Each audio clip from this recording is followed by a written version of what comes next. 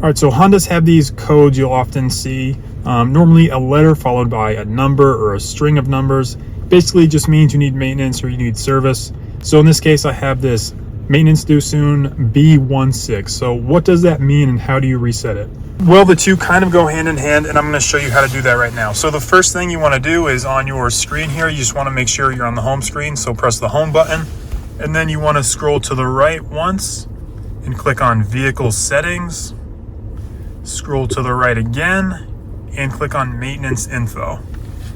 Now you can see here I have the oil life B16. So B stands for oil and filter, 1 stands for tire rotation, and 6 is the all-wheel drive oil.